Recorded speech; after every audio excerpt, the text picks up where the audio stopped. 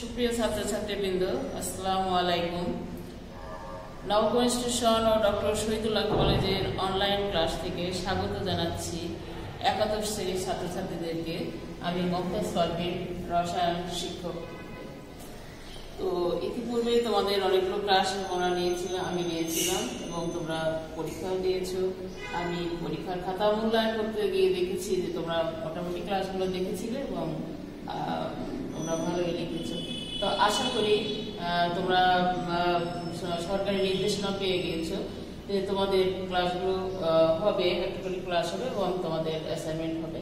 তো যদি তোমাদের এই ক্লাসগুলো সামনের ক্লাসগুলো তোমরা ফলো করো, অবশ্যই তোমরা সেটাতেও ভালো করবে।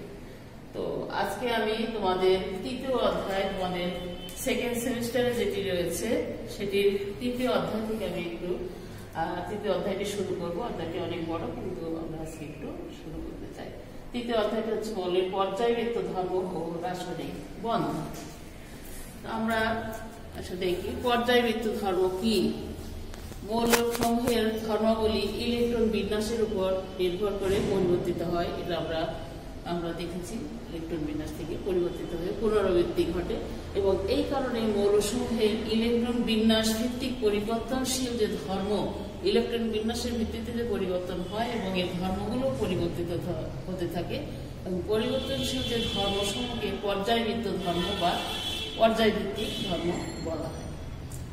এখন ইলেকট্রন বিন্যাসের ভিত্তিতে মৌলের শ্রেণী বিভাগ। এই যে ইলেকট্রন বিন্যাসের উপরে ভিত্তি করে মৌলগুলোকে শ্রেণী বিভাগ করা হয়েছে। আমরা জানি আধুনিক পর্যায়ে সারণী কিভাবে হয়েছে। আমরা 1869 সালে তোমরা জানো যে মেন্ডেলিভ প্রথম পর্যায় সারণী উনি দেন এবং সেখানে 63টি মৌল নিয়ে প্রথমে মৌলের পারমাণবিক ভরের উপর ভিত্তি করে এটা করা হয়েছিল। পরবর্তীতে মৌলসমূহের দেখা গেল পারমাণবিক সংখ্যার উপর ভিত্তি করে উনি আরেকটি পর্যায় সারণী প্রদান করেন, সেটাকে আধুনিক পর্যায় সারণী বলা হয়। এবং সেই অনুসারে দেখা যায় কি মৌলসমূহের ভৌত রাসায়নিক ধর্মাবলী তাদের পারমাণবিক সংখ্যা বৃদ্ধির সাথে সাথে পর্যায়ক্রমে আবর্তিত হয়। এই সূত্র উনি দিলেন যে মৌলের পারমাণবিক সংখ্যা বৃদ্ধির সাথে সাথে পর্যায়ক্রমে তার ধর্মাবলী আবর্তিত হয়। আধুনিক পর্যায় সারণীতে মৌলের পর্যায়ভিত্তিক শ্রেণীবদ্ধকরণের মূল ভিত্তি হলো মৌলের পারমাণবিক সংখ্যা এবং ইলেকট্রন বিন্যাস। পরমাণু ইলেকট্রন বিন্যাসের ক্ষেত্রে দেখা গেল অরবিটাল সমূহের ইলেকট্রন ধারণের ক্রম অনুসারে মৌলসমূহকে 4টি ব্লকে ভাগ করা হয়েছে এবং আমরা জানি আব্ব নীতি অনুসারে সেই ব্লকগুলোতে ইলেকট্রন ধারণের যে ক্ষমতা, যেমন সর্বোচ্চ বাম থেকে ডান দিকে পর্যায়ক্রমে পরমাণুর অরবিটাল সহ ইলেকট্রন প্রবেশের ক্রমগুলো কি কি আমরা ইলেকট্রন বিন্যাস থেকে ইতিপূর্বে তোমরা এসএসসিতেও তোমরা দেখেছো যে এইভাবে 1s প্রথমে ইলেকট্রন নিম্ন শক্তি স্তর থেকে উচ্চ শক্তি স্তরে যাবে। তাহলে প্রথমে 1s, তারপরে 2s, তারপরে 2p তে, তারপর 3s, 3p, 4s, 3d, তারপরে আবার 4p, 5s, 4d, 5p, 6x, 4f, 5d, 6p এবং 7s, তারপরে যাবে 5f এবং 6d এবং 7p তে। এইভাবে পর্যায়ক্রমে ইলেকট্রনগুলো কিন্তু বিভিন্ন শক্তি স্তরে আস্তে আস্তে বিন্যস্ত হবে এইভাবে। এবং এর উপরে ভিত্তি করে আমরা 4টে ব্লকে ভাগ করা হয়েছে, যেমন এস, পি, ডি এবং এফ।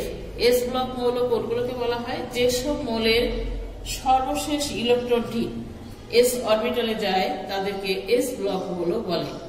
এদের সর্ববহিস্থ স্তরে S1 বা S2 অর্থাৎ এস অরবিটালে একটি বা দুটি ইলেকট্রন থাকে এবং পর্যায় সারণীর গ্রুপ 1 এবং 2 এর মৌলসমূহ এস ব্লকের অন্তর্ভুক্ত। এস ব্লকের মৌলের সংখ্যা সর্বমোট 14টি। পর্যায় সারণীতে এস ব্লক আছে 14টি। তারপরে আসে পি ব্লক মৌল। স্বভাবতই যেসব মৌলের পরমাণুতে সর্বশেষ ইলেকট্রনটি পি অরবিটালে যায় তাদেরকে পি ব্লক মৌল বলা হয়। পর্যায় সারণীর গ্রুপ 13 থেকে 18, 13, 14, 15, 16, 17, 18, তবে শুধু হিলিয়াম ব্যতীত, হিলিয়াম বাদে 18 নম্বর গ্রুপে এই ব্লকের অন্তর্গত অর্থাৎ পি ব্লকের অন্তর্গত নতুন আবিষ্কৃত 5টি মৌল সহ এই ব্লকে মৌলের সংখ্যা হচ্ছে 36টি। এই ব্লকে মৌলের সংখ্যা 36টি, অর্থাৎ পি ব্লকে মৌলের সংখ্যা 36টি। তারপর আসে ডি ব্লক মৌল। যেসব মৌলের ইলেকট্রন বিন্যাসের সর্বশেষ ইলেকট্রনটি ডি অরবিটালে যায় তাদেরকে ডি ব্লক মৌল বলা হয়। পর্যায় সারণীর গ্রুপ 3 থেকে 12 অর্থাৎ বি উপশ্রেণীর মৌলগুলো এই শ্রেণীর অন্তর্ভুক্ত। বর্তমানে ডি ব্লক মৌলের সংখ্যা হচ্ছে 41টি। ডি ব্লক মৌলের সাধারণ ইলেকট্রন বিন্যাসটা হচ্ছে n-1 d1 to 10। আমরা জানি ডি এর সর্বোচ্চ ধারণ ক্ষমতা, ইলেকট্রন ধারণ ক্ষমতা হচ্ছে 10টি, তাহলে ডি এ 1 থেকে 10টি থাকবে, ns 1 to 2, হ্যাঁ এস এর 1 থেকে 2 পর্যন্ত থাকতে পারে। এখানে এন এর মান 4, 5, 6, 7 হবে। ডি ব্লক মৌলের মধ্যে কিছু মৌলের আবার কিছু আলাদা কিছু ধর্ম আছে, তাদেরকে অবস্থা এবং তাদেরকে আরেকটি নাম দেওয়া আছে, সেটা হচ্ছে অবস্থান্তর মৌল। তাদের কোনটাকে অবস্থান্তর মৌল বলা হচ্ছে?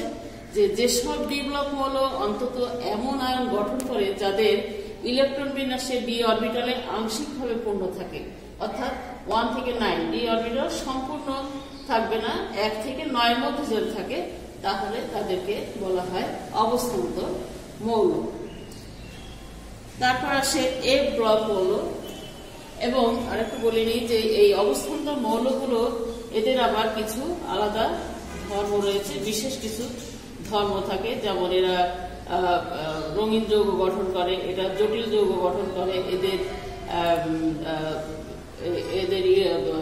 চৌম্বক ধর্ম রয়েছে ইত্যাদি, এবং এরা প্রভাবক হিসাবেও কাজ করে। অবস্থান মৌলগুলোর বিশেষ কিছু ধর্ম থাকে। এখন চলে আসা হয় এফ ব্লক মৌল। যেসব মৌলের সর্বশেষ ইলেকট্রন এফ অরবিটালে যায় তাদেরকে এফ ব্লক মৌল বলে। এফ ব্লক মৌলের সংখ্যা সর্বমোট 27টি। তা এই গেল আমাদের পর্যায় সারণীর মৌলগুলোকে যে 4টি ব্লকে ভাগ করা হয়েছে তাদের পরিচয়। আমরা সামনের দিন আবার এই পর্যায় সারণীর এই মৌলগুলোকে আমার বিভিন্ন ব্লকের মৌলগুলোর আমরা বিভিন্ন ধর্মগুলো নিয়ে আমরা আস্তে আস্তে পর্যায়ক্রমে আলোচনা করব। তোমরা এগুলি ভালো করে দেখবে এবং সেই অনুযায়ী আমি একটু তোমাদের বাড়ির কাজ দিয়ে দিচ্ছি। আজকে স্ক্যান্ডিয়াম 21 ও জিঙ্ক 30 মৌল দুটি ডি ব্লকভুক্ত মৌল হলেও এরা অবস্থান্তর মৌল নয়, ব্যাখ্যা করো। আর 2 নম্বর হচ্ছে সব ডি ব্লক মৌল অবস্থান্তর মৌল নয়, কিন্তু সব অবস্থান্তর মৌল ডি ব্লক মৌল। এই দুটিরই ব্যাখ্যা তোমরা এটা যদি পড়ো তাহলে অবশ্যই তোমরা করতে পারবে। যেহেতু তোমরা ইলেকট্রন বিন্যাসও পারো, সেটা পড়লে তোমরা এটা করতে পারবে আশা করি। তাহলে আজকের মতো আমরা এখানে শেষ করি। আগামী দিন আবার আমরা এর পরবর্তী ধর্মগুলো আমরা এই বিভিন্ন ব্লকের মৌলের ধর্মগুলো নিয়ে আমরা আলোচনা করব। আশা করি সবাই তোমরা অনলাইন ক্লাসের সাথে থাকবে এবং আজ এতক্ষণ আমার সঙ্গে এই ক্লাসে থাকার জন্য সবাইকে ধন্যবাদ।